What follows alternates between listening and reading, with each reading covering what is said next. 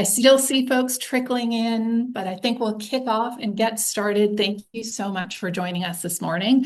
We're very excited to have you come for this conversation about the future trends of loyalty and CX, especially as we head into 2026.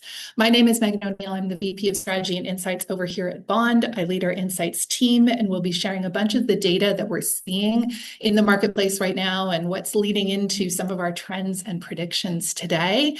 And I am excited to be joined by Jess out of our UK office in Bristol, England. Jess, why don't you introduce yourself? Thank you. Hi, everyone. I'm Jess Geary, so Brand Strategy Director at Bond UK. So, very slightly different office, but Bond UK leads the CRM proposition, and we are super passionate advocates of the power of one-to-one channels and really believe that we can deliver those brilliant customer experiences in those. So, I'm so excited for what we have to share with you today as well. Thank you for joining. Yes, I'm excited too, Jess. We're really looking forward. Okay, a small note of housekeeping.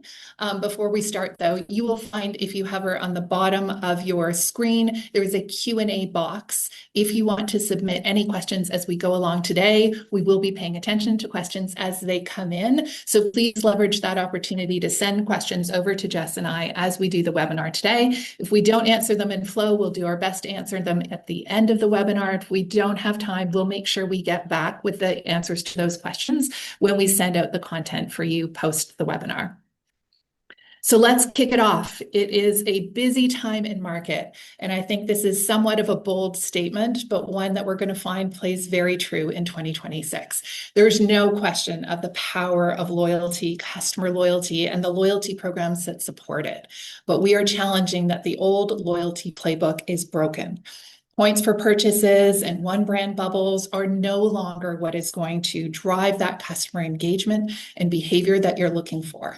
So the future is really about those brands that are prepared to be bold and break the mold and try things differently in order to continue to drive the value and the success out of loyalty programs that I think we've seen historically.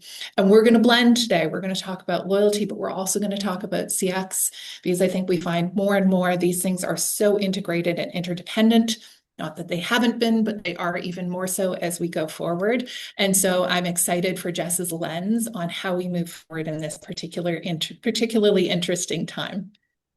So why are we saying this? Why are we saying that the old playbook doesn't work anymore and we need to make some substantial changes? Well, we continue to see the customer's wallet fragment. Customers, after contracting their wallet spend during COVID, have continued to explore and add new brands into their wallet. We see that continuing to happen in 2026, and we expect that to happen as we go forward as well. And so the role of your loyalty program to both protect that spend, ensure that those customers who currently are very loyal to you entrench that loyalty, but also win that opportunity for that new customer to add you to wallet. This is where brands will really have the opportunity to win. And so our expectations and our measurements, even our data points around loyalty, have to change. And I think when we look at this next slide, we'll all be very familiar with this top row, programmatic loyalty and the KPIs we use to measure the success of it. How many members do we have enrolled? What percentage are active with us? Are they achieving tier status? Are they migrating up our loyalty value proposition? What are the points behaviors that we see? Are they redeeming? How influenced are they by loyalty promotions? All of those core to the traditional approach to loyalty. But what we're seeing are some new sets of data points that are incredibly valuable and successful at this moment in time. So first, talking about purchase promiscuity, can you see what your customer is doing with your competitors? Do you have that visibility into a data set? We call it seeing around the corner, where you actually can have that view of not just how much are you winning. Most brands have a really good sense of that, but they actually don't understand how much is still promiscuously spent outside of their walls. And so what is that likely share that you have today? Can you truly define and measure it? Do you know your customer's propensity to cheat with you from you on other brands? How much of that competitive wallet is being fragmented? How frequently is it being fragmented? So understanding that third-party perspective that gives you a much broader view of the customer wallet behavior, and then can help you understand how much opportunity really sits within your customer cohorts around that spend capture. This is a new lens and a new set of data points we need to focus on. And then we've seen so many partnerships evolve into what I'm going to call ecosystems. Connected partnerships, linked partnerships, so prominent in marketplace right now. Customers are beginning to expect them, to understand that there's a wide range of ways I can get value by being a partner, or a member, not just in your program, but somebody else's linked program as well. So what is that influence? And how much are you able to understand and measure the influence of those partnerships on your ability to recapture share or solidify spend behavior within your customer as a result of those partnerships? So the metrics that we use to understand performance have changed drastically. And this is where we're instigating, that view of your customer needs to expand with it, and the understanding of what's going on with them. So as what I've been saying is a bit of an understatement, Jess, we are in a very dynamic market. The customer has been actually amazingly resilient so far through, the macroeconomic changes and influences that we've seen happen out in the marketplace. But what we're seeing is this really does require that customer proximity. So talk to us about customer proximity. What does that mean? How do we achieve it? Why is it so valuable at this moment in time? Right. So, and you just said something brilliant there, which is talking about that expansion, right, as well.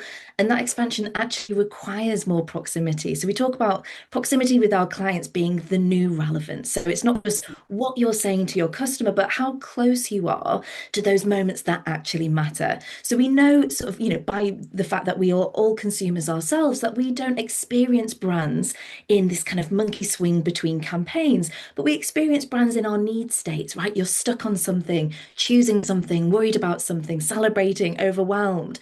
And the brands that are winning in 2026, as Meg's saying there, are the ones that are designing for this situational closeness. So showing up with the right utility, absolutely that right content, the tone, the timing, but when a customer's context makes that message feel like help and not noise, that is the real difference. So when we're talking about proximity, as we will touch on throughout this presentation, we're talking about you see me, you've got me, which is those big foundations of trust for a brand.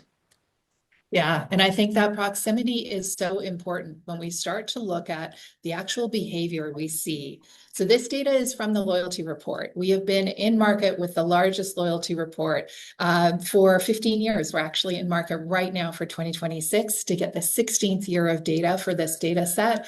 And what this showed us in the past year is a really interesting level of engagement from customers. So they are active in almost 9 programs. At 1.7 was sort of the benchmark we kept hitting. Customers are active in almost 9 programs. And what you see in that top row there is actually then the categories those active programs are in. And right below that, any year-over-year change that's happened. But what we added this year that is such an interesting lens that speaks to that commentary I had earlier on proximity is how many brands are they actually shopping? So let me dive into this in high frequency retail for you for a moment. High frequency retail, gas, grocery, pharmacy, those kinds of everyday spend categories. We actually see customers active in just over 1.5 programs. And previously, when I presented this data, every grocer was like, yeah, we're the one, someone else is a 0.6. But what is interesting to now have the conversation about is that customers are actually shopping 8 brands across those categories. And so now, are you sure you're the one? It's a very competitive space for that active rate within the wallet. If somebody is shopping over 8 brands, but only identifying in 1.5 programs, we actually don't have a high level of visibility to a number of customers who may represent a big opportunity and value for us. So let's talk about what we're seeing in 2026. To set the stage a little bit for our predictions, the macroeconomic pressure, the macro environment pressure is going to continue. We don't see that changing in 2026. So the consumer is going to feel that pressure, that sense of pressured for time, pressured for dollars, budgeting. They're going to be in that mindset of this continued state of some pressure. We see customer experience expectations rising, and this has a lot to do with the delivery of expectations through AI. As we start to see this kind of very one-to-one curated, personalized journey, it ups the level of expectation that customers have across all of their brand experiences. But we're seeing from our clients and from marketers and loyalty operators that budgets are not getting bigger. In fact, if anything, they're under some pressure. So how do you think about how you deliver against those rising expectations when your actual budget opportunity might be under pressure itself? And the outcome we're seeing from customers is that emotional loyalty is actually the key to success here. In last year's study, and I'm going to unpack some data for you in just a moment, we saw a key shift in what customers were looking for out of these relationships and the loyalty. And so let's make sure we understand how we can deliver against some of those expectations. So our first prediction, access is becoming the most important loyalty and engagement currency, and we can't ignore it. So this is what we saw in last year's study. We've seen a decline in the overall importance of financial value in loyalty value propositions, and we've seen an increase in the importance of what we call experience value, and this is access and relevance.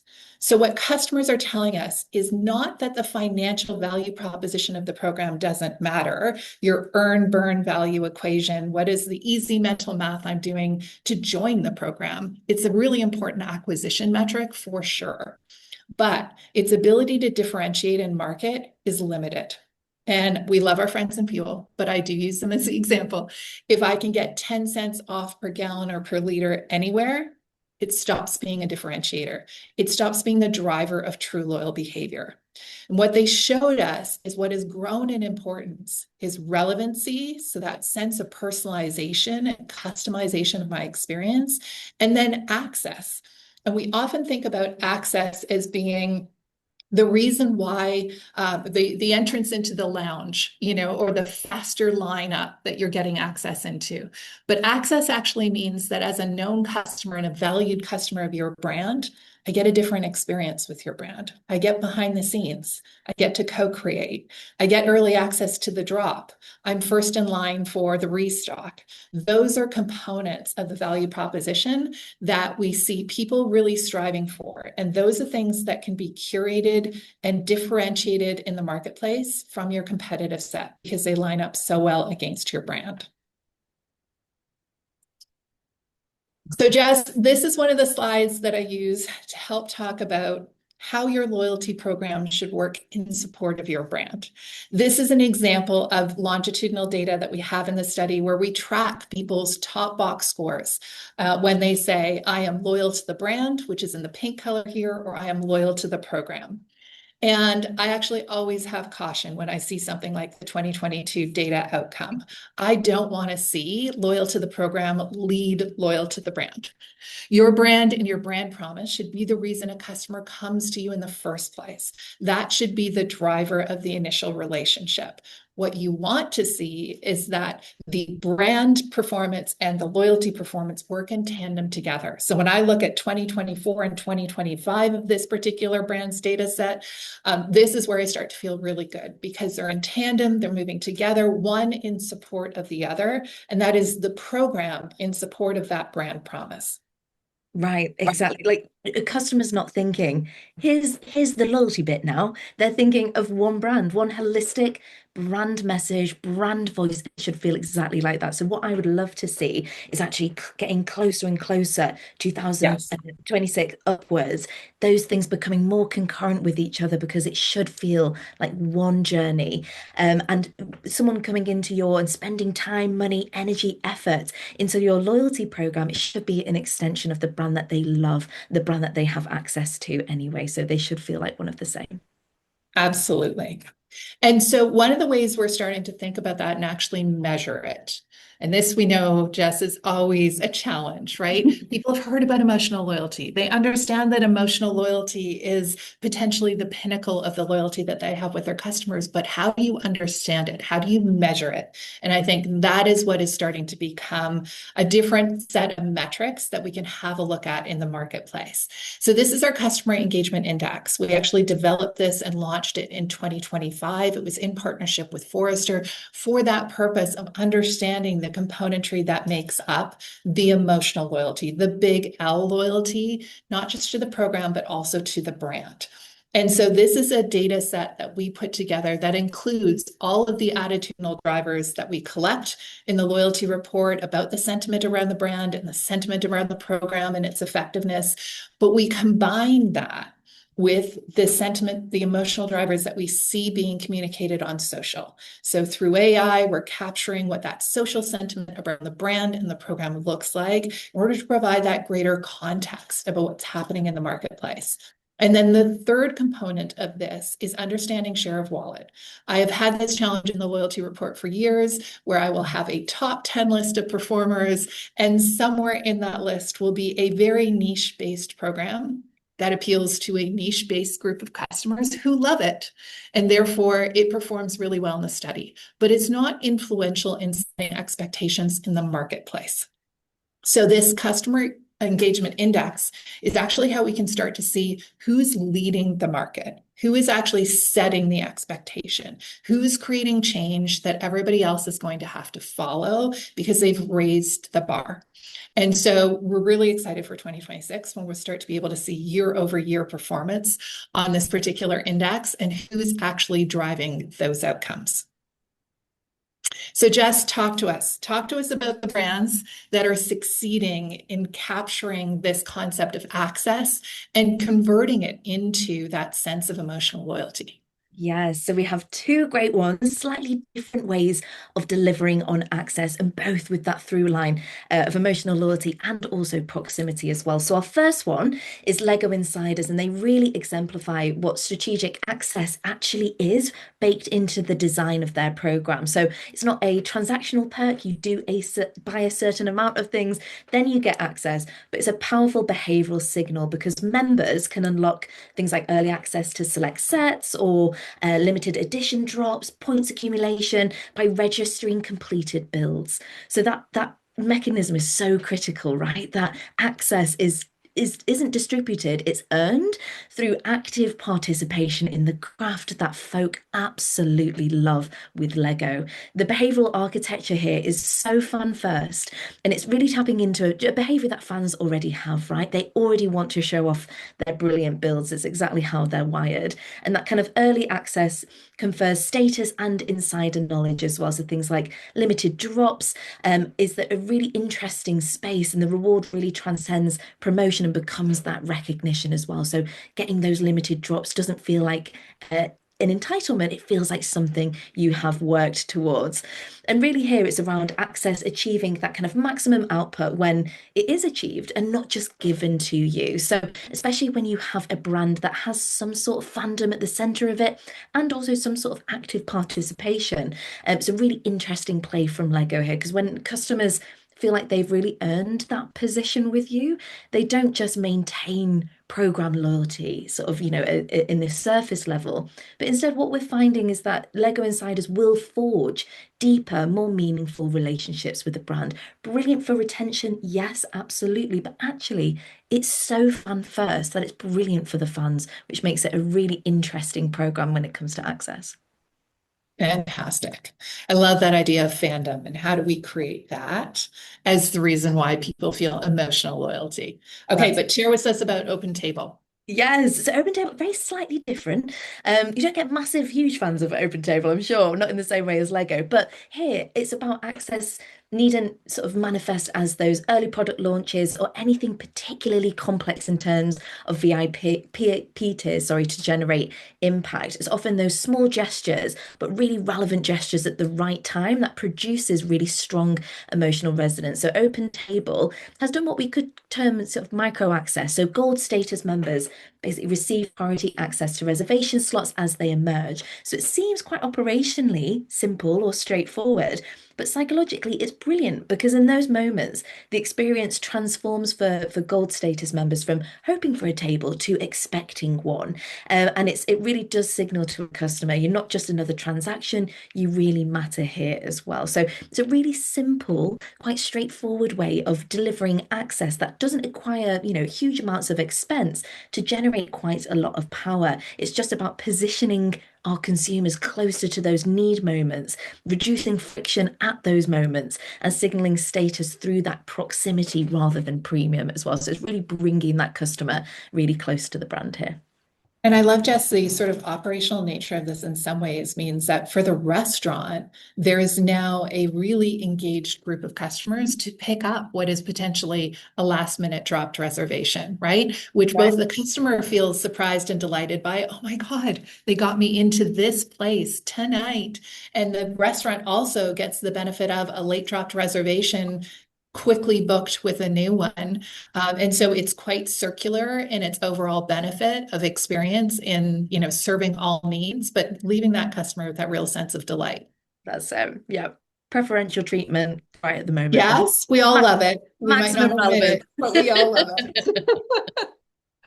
Okay, so prediction number two, customer experience expectations will continue to rise. We cannot ignore the influence of AI agents on simplifying, creating ease, and they're going to set the bar on the new journeys. And so I think, the key thing brands are trying to consider and think about here is what is the right application of AI?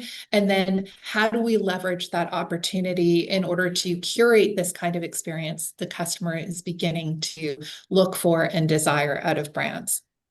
One of the things we've seen in the study is that we are communicating more, but truthfully, we are connecting less. We have more channels to communicate with our customers. Email is still a thing. People still read it, depending on your generation, but it is still a thing. But we also now have SMS and push notifications and mobile app instigations and all of these channels. Unfortunately, it doesn't mean that your customer winds up paying more attention. In some ways, it means they just ignore you in more places. And so we're not necessarily creating that sense of connection.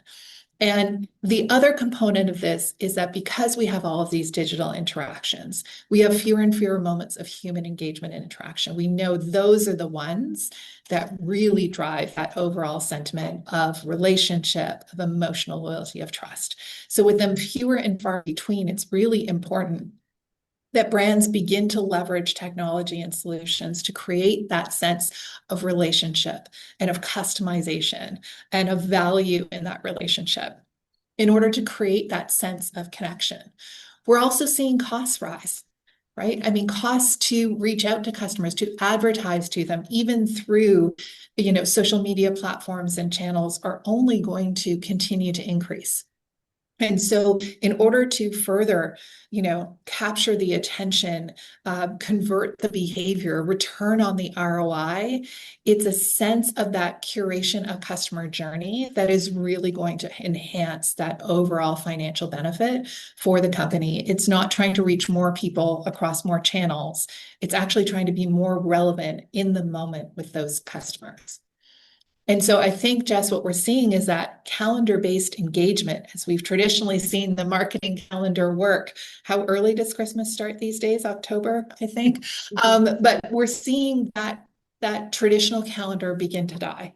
And what we're seeing are these microcycles, these triggered moments where you're building relevancy at a moment in time, not against a broader calendar, that is triggering this response from customers that things are curated, things are personalized.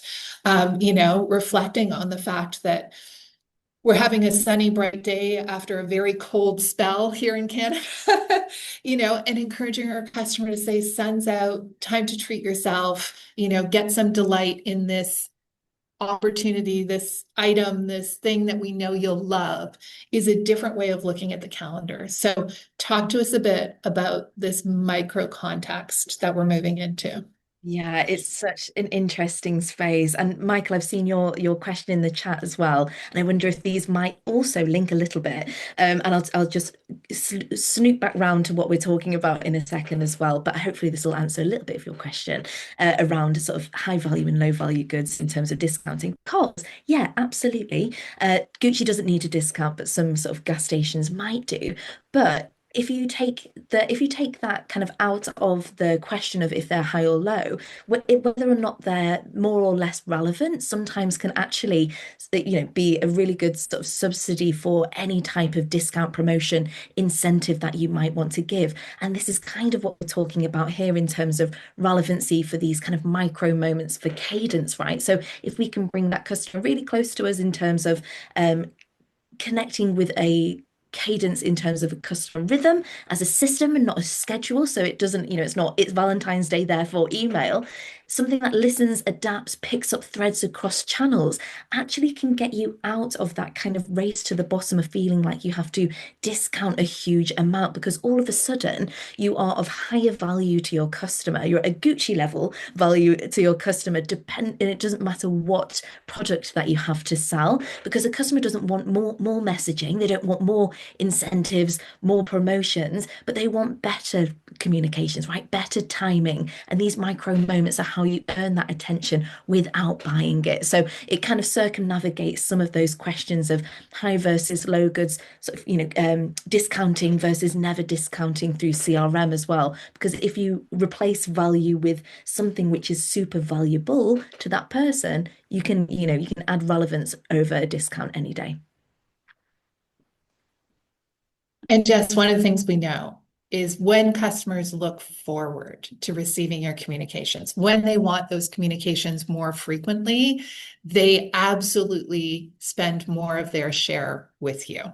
And so I think this concept of how we build in the relevancy, that timeliness to the customer so that they feel that sense of looking forward to your next communication, looking forward to the next opportunity, winds up being one that truly does drive share of wallet and bottom line results for the business overall. And we've seen this consistently in our study year over year.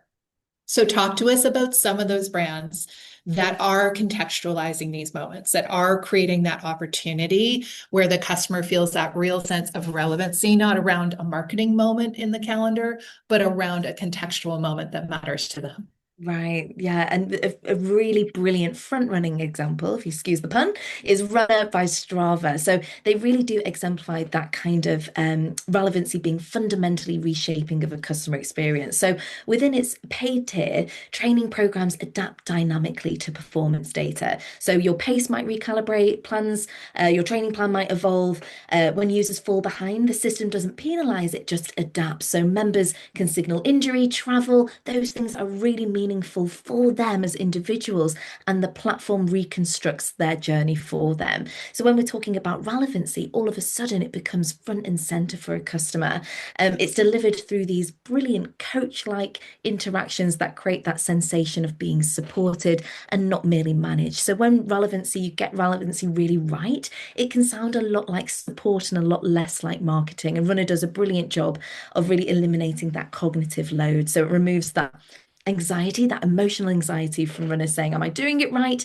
And it replaces it with a quiet confidence that's right for that customer at the right time, which is brilliant. And it does it all through AI. So AI here really does elevate performance benchmark across industries, as we know, but customers won't measure you against competitors. They will measure you against the most intelligent experience that they've encountered anywhere, including in CRM.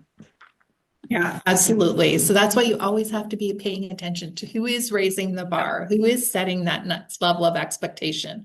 So I know you've got another example here, and this takes personalization to that really emotional level. Yes, exactly. So really briefly with this one as well, customers for function of beauty exemplifies that kind of algorithmic personalization, but at scale. So customers complete a detailed diagnostic of their hair type, goals, preferences, and rather being funneled towards existing SKUs, they receive a formula which is engineered specifically for them. So their name appears on the bottle, which reinforces that genuine kind of, one-to-one design. And this approach delivers power through eliminating decision fatigue, but then also activating that identity identity, right? So really brilliantly, personalization helps you transcend product category and it becomes your shampoo. So it's constructed around you and not selected by you as well, which is a brilliant way to achieve that maximum impact, which affirms your identity, not merely your preference as well. So sometimes when we're talking about personalization, we can go down a preference route. If you go into an identity route, individuals feel genuinely recognized and the experience shifts from utility right into that emotional significance that we want. I love that statement about shifting into the identity route. But Jess, talk to me a little bit about choice right now, because we see this come and go out of loyalty design. It falls in favor, it falls out of favor. It's coming back in. We're seeing more choice come back in. And I know choice can be a really powerful mechanic for customers to feel like, one, there is something I value, right? I have the choice of what is important to me. And it is a sense of personalization and a sense of, control over how they get value out of the program. But as you just mentioned, sometimes choice starts to become overwhelming. Yeah. So how is it that we can sort of start in maybe this space of choice so that we learn and we understand, but then alleviate that pressure of choice as we go forward in that relationship with customers? Of course, and it's such a huge one. Giving that customer autonomy in the beginning is really important. But then I think following up very quickly with timely ways that you're reflecting that data back to folk so that you're telling them something, you're understanding that data, reflecting it back to them in a timely manner means that they're actually listening. We're listening to you. So that is the choice, and you're seeing those benefits of the choice being made. And then as soon as life changes, we move around with our customers a lot. Sometimes it can get overwhelming, as you've mentioned. So also giving folk choice to opt out or to soft pause communications is a really important and interesting space for us as well. And it's a great brand flex when we can say, I know that you might not want to hear from us for XYZ reasons. Having that layer of choice is respect. That it translates as respect for clients. And that's what we're trying to manage. It's that big relationship of respect and sort of eye to eye, one-to-one relationship that we want to manage.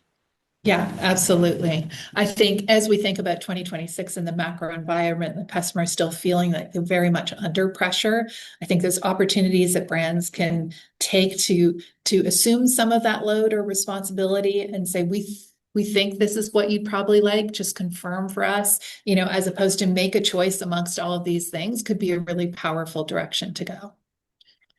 Okay, so that leads us to our third prediction, which is that emotional loyalty is the outcome that shifts share, drives customer lifetime value, and ROI metrics. So we've talked a little bit about, the customer engagement index as a way to measure emotional loyalty. I think it often still feels very ambiguous in how you get to this. How are you actually achieving this sense of emotional loyalty? But let me talk a little bit about why it is so important. When we look at the data and the outcomes that we've seen from the loyalty report and some of the shifts year over year, we've seen the access drivers all cluster together at the top. So the most important drivers of a loyalty program. And what we see is that those top three drivers are all about how you make me feel. Does the brand make me feel valued and important? And I think, Jess, what you were just talking about with that reflection of listening and demonstrating that listening is such a key component of that, but we're breaking it down further in the 2026 study. So we'll be back with the data that actually helps brands understand, what does this mean? What do they mean when they say you make me feel valued? What are the actual outcomes and actions that come along with that? And how does it shift what they wind up doing with my brand? So we're really excited for that data set coming in. And then the role of the representative. Now, I get this question all the time. Who is the rep? Is it the person in the store? Is it the person on the phone? Is it the chatbot responding? Yes. So whenever they're interacting with someone who is representing your brand, that is in their eyes the rep. And so the question is, are we enabling that rep experience to be one where they can drive that feeling of being special, being recognized by the brand? And then addressing the needs. How is it that that rep can proactively go about supporting that customer in that moment? So these emotional drivers continue to drive. And not only are they leading the top of the pack, they're actually extending their lead from the rest of the drivers. So this is where you have to be prepared to play. And you have to figure out how your brand shows up authentically in these emotional moments that create this sense of value and recognition. Because when we achieve these outcomes, the financial return is absolutely there. So, what you're seeing in this data, just in the big number at the top here, is a top box score. So, strongly agree that this is true, that I either see my lifestyle reflected in the brand, I see myself reflected in the brand, and I consider myself a fan of the brand, tying back to your Lego example and fandom, getting there. The outcomes on the likelihood to recommend, their satisfaction, and the lift on their overall loyalty to that brand, incredibly strong when we achieve these. But as you can see, we're looking at 20 to 30, mid 30% of brands actually achieving these kinds of outcomes. So we need to understand, we need to unpack for them, Jess, how it is that brands are achieving some of these top box scores, and that sense of perception of myself within the brand, that sense of real relationship that happens. Yeah. And we have a perfect example of exactly all of those things with IKEA Family. And it's exactly to that point of, emotional loyalty is hinging on how a brand makes us feel. IKEA Family really does demonstrate that principle. It's a program that never really positions itself as a traditional loyalty program. You might be on it and not realize that it's a loyalty program. Yes, it does have some discounts in there as well, but it does something much deeper than that. It's got, members receive automatic just in case protection if items break during transportation, and IKEA replaces them, which is, operationally modest. But again, it's around that kind of how brands make us feel. They make us feel psychologically safe at those vulnerable moments of purchase. And the program extends into things like workshops, expert guidance, which really helps empower members to create the homes that they love and envision rather than navigating the challenge alone. So again, it's really about emotional loyalty, actually sometimes showing up as practical care, right? So how are we guiding our customers through this experience to make them feel more in control and more capable and to envisage the house that they love? IKEA does an amazing job of that. That's fantastic. And Jess, I know from the study that we did, the loyalty report study, we've tracked IKEA Family. Now, 2 years ago, they made a big change, which is that they removed their ongoing 5% discount. So, as a member of IKEA Family, you got on every purchase a 5% discount, which was a very rich offer. And they wound up removing it. And in the 2024 study, I saw the direct impact. So, loyalty program, loyalty brand scores both went significantly down. I think they went down by half. So significant drop. But 2025 study, both rebounded right back up again. That has to do with how effectively they demonstrated value to those customers who were going through that experience of losing a ongoing discount. This is something we know, when you have to restructure a loyalty value proposition, brands trip over all the time. But the consistency with which IKEA Family was able to communicate value to those customers and the shift from a mass ongoing discount to more purposeful, more personalized, more tailored value to that customer. So it's not that they didn't get any discounts. It's not that the discounts were now delivered on a member by member basis. They actually completely recovered the impact that they had had to their loyalty program when they removed that. And I almost never see that kind of recovery. So it is absolutely a testament to how effectively they were able to communicate the value. And I know you even have some stats here on the slide about how financially successful this is for them as well. Yeah, exactly. It's such a brilliant program. And it just goes to show, doesn't it, that emotional loyalty isn't a soft nice to have, but it has those really brilliant sort of financial bottom line benefits as well. Fantastic. Okay, so then talk to us about Monzo, because this one is very UK. So you're going to have to Yes. familiarize us with the brands here and the importance of the sausage roll, if Yes. you will. But it's also a really interesting perspective on a very different brand, or a brand bringing to life a very different experience, I'm going to say, for their customer.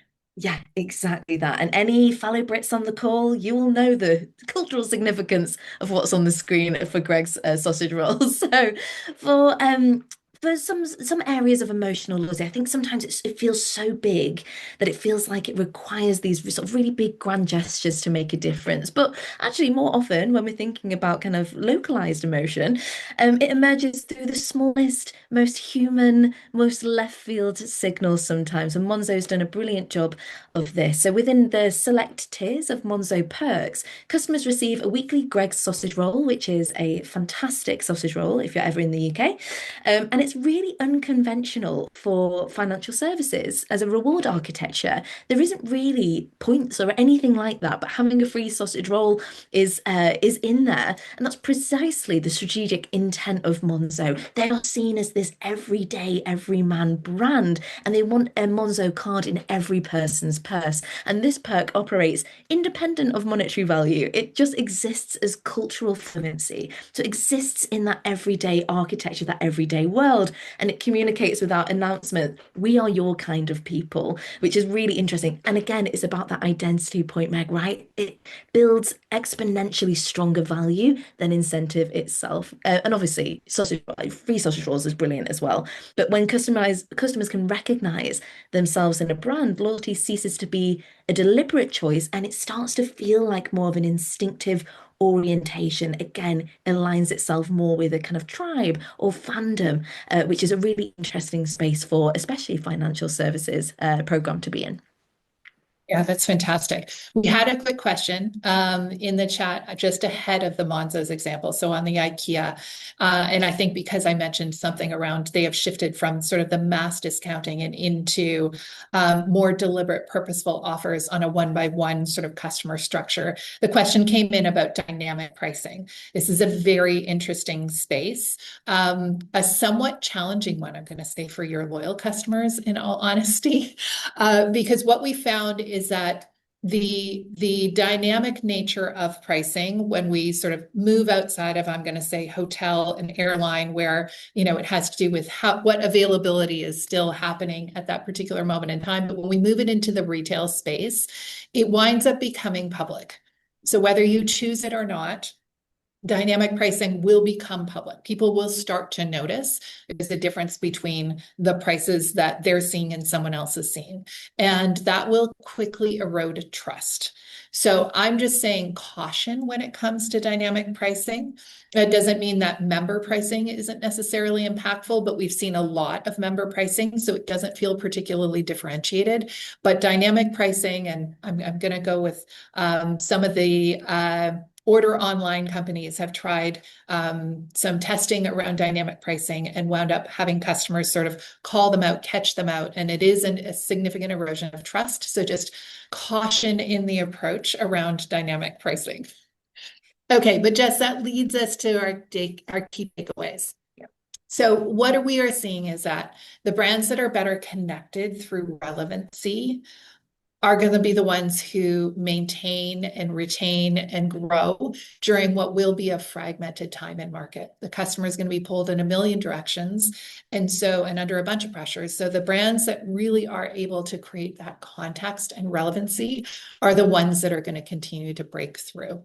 And so with that and the Know Me driver continuing to be one of those top loyalty drivers, I loved what you said about personalization. Yes, but can we move that over to identity, right? Can we layer onto that? So it's not just personalization. And we understand that this requires the technology capabilities to go with it. You have to have the data. You have to be able to leverage the data through your tech. But Jess, I'm going to ask you to talk us through a little bit because I think we sometimes overcomplicate that operationalizing of the CRM opportunity. And maybe we need a bit more simplicity to get us started. So walk us through that last point on emotionalizing loyalty, because I think that, or operationalizing loyalty, emotional loyalty, because I think that's really compelling. And I think people need a place to start from. So where would that place be? 100%. So I think when it comes to emotional loyalty, just making sure it doesn't live and die in a strategic deck or a webinar, but that you're actually doing something with it. So my first step for something like this as a brand would be having a look at your customer journey and where could you inflect with emotion? What do you have right now? What are people feeling in those states? Where are people's need states? And then start having a look for those low-hanging fruits in terms of actually we can dial up reassurance in the tone of this message at this specific part of the journey. And it helps just make it feel much more active, much more front-footed, and you are steps ahead of getting emotion into your CRM one-to-one journey and experiences, which just equals a brilliant customer experience, regardless of which channel or touch point your customers are coming in from. Yeah, absolutely. And I know we've seen this in the study before, Jess. And actually, when I go more broadly into other studies that we do on moments that matter to customers, it always amazes me how much we see the importance of moments that say welcome and thank you and congratulations and we're excited for you. Those moments often show up as being some of the most important ones in the moments that matter with their brand experience. And yet they're often the ones brands overlook. They almost feel too simple. We're sure we've got that. We must have that. We must have celebrated their redemption. We must have said thank you for this action. And we realized later on that maybe we're not as deliberate in those moments as maybe we should be. So I would love to see brands even just take that first step of making sure across those journeys, they have looked for those moments to say, we're really excited to see you. We're really excited for you. Congratulations on this thing. You're ready to redeem all of those kind of moments. It helped to curate some of that without having to go yet down the path of a fully created journey, but to start somewhere and Yeah, instigate that. yeah, love it. Makes all the difference. Fantastic. I know we answered some questions along the way. Jess, did any other ones pop up that you just wanted to pull forward at this moment in time? Let's have a little look. I do know at the beginning we got a couple of comments that I will respond to. One Yes. about sort of a surprise of the 1.5 programs Yes. active. I think it was actually I was talking high frequency. It's actually very simple. It's even a little bit lower in mid frequency. Mid frequency retail for us would be health and beauty and home goods and sporting goods and apparel. And once again, customers shopping 8 brands. I think we have a tendency to believe that we are getting maybe more identification or we're creating reasons for customers to identify maybe more frequently. We think we're doing a better job at that than customers. These are active programs, so they've enrolled in a whole bunch. They just don't necessarily know what they're getting out of them. And so that difference in the enrollment number to the engagement number is a big difference. They've enrolled in almost 18 programs, but they're only active in 9. And that's a pretty standard mix that we see. So you definitely want to be one of those 9. And I feel like one other comment came through that I wanted to quickly capture and just respond to because it was early in the session. Didn't get to do it in the flow. Oh, I think I think I caught them. Okay. Well, thank you so much, everyone, for joining us. This was a lot of fun, Jess. Thank you for Thank joining me. you This so was much. fantastic. Jess and I could talk for hours. If you want to reach out, please feel free to contact us at info@bondbl.com. We will be back shortly, so stay tuned for some additional webinars on some other fantastic topics. I know I'm very excited about the data we're collecting for the 2026 loyalty report. There's going to be a ton of insight. And I think, in what potentially is going to be a really interesting and, dynamic year, understanding that the insight can help you focus your attention in the right places in order to get the outcomes that you're looking for your business and for your customers. It's a really key thing for this year. So thank you again for joining us and spending some of your day with us. We really appreciate it. Thank you so much.